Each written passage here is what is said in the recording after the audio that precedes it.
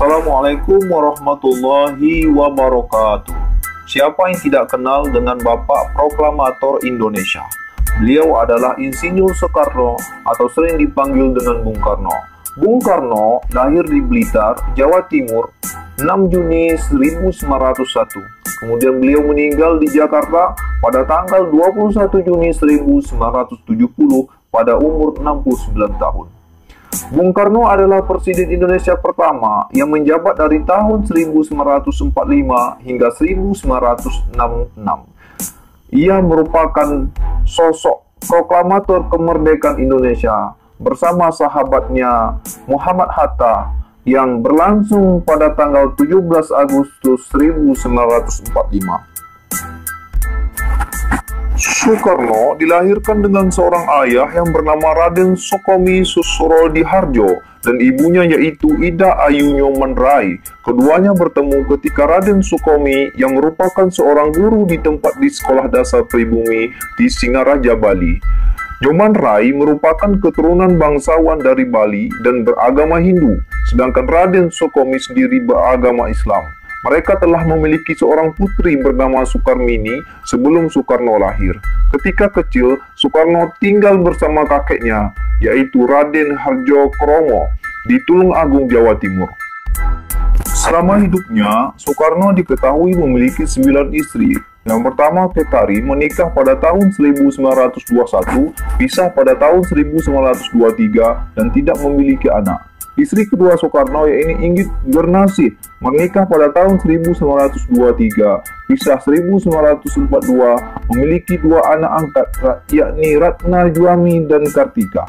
Kemudian Soekarno menikah dengan Fatmawati pada tahun 1943, memiliki 5 anak kandung yaitu Guntur Soekarno Putra, Megawati Soekarno Putri, Rahmawati Soekarno Putri, Sukmawati Soekarno Putri, dan Guruh Soekarno Putra. Kemudian Soekarno menikah dengan Hartini, menikah pada tahun 1952, memiliki 2 anak kandung, yaitu Taufan Soekarno Putra dan Bayu Soekarno Putra.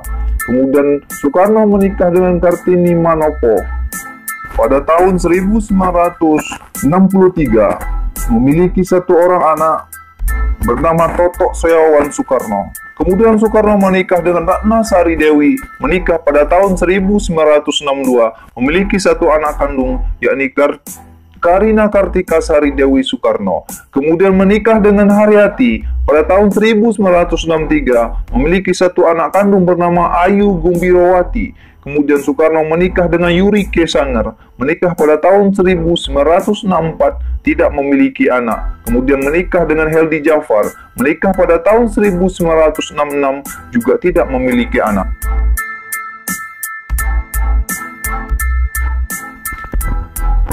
Soekarno pertama kali sekolah di Tulung Agung, hingga akhirnya ia pindah ke Mojokerto. Di Mojokerto, ayahnya memasukkan Soekarno ke sekolah EIS, yaitu tempat ia bekerja. Kemudian pada Juni 1911, Soekarno dipindahkan oleh ayahnya ke sekolah ELS.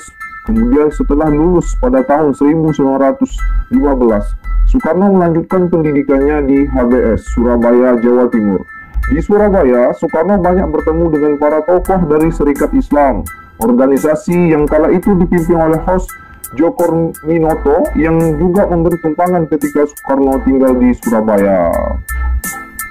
Dari sinilah rasa nasionalisme di dalam hati Soekarno terus menggelora. Di tahun berikutnya, Soekarno mulai aktif dalam kegiatan organisasi pemuda Trikoro Darmo yang dibentuk sebagai organisasi dari Budi Utomo. Kemudian nama organisasi tersebut diubah oleh Soekarno menjadi Jongjava yang artinya Pemuda Jawa pada tahun 1918. Di tahun 1920, seusai tamat dari HBS, Soekarno melanjutkan studinya di Technical Hawk School. Sekarang nama tersebut diganti menjadi Institut Teknologi Bandung atau lebih kita kenal dengan ITB, dan mengambil jurusan Teknik Sipil. Saat sekolah di Bandung, Soekarno tinggal di kediaman Haji Sunusi yang merupakan anggota Serikat Islam dan sahabat karib Djoko Mirnoto. Melalui Haji Sanusi, Soekarno berinteraksi dengan Ki Hajar Dewantara dan pemimpin-pemimpin organisasi lainnya. Singkat cerita, pada Desember 1929, Soekarno ditangkap oleh Belanda dan dipenjara di penjara Bancui karena aktivitasnya di Partai Nasional Indonesia. Pada tahun 1930, Soekarno dipindahkan ke penjara Sukamiskin. Dari dalam penjara inilah Soekarno membuat pledoi yang fenomenal Indonesia menggugat.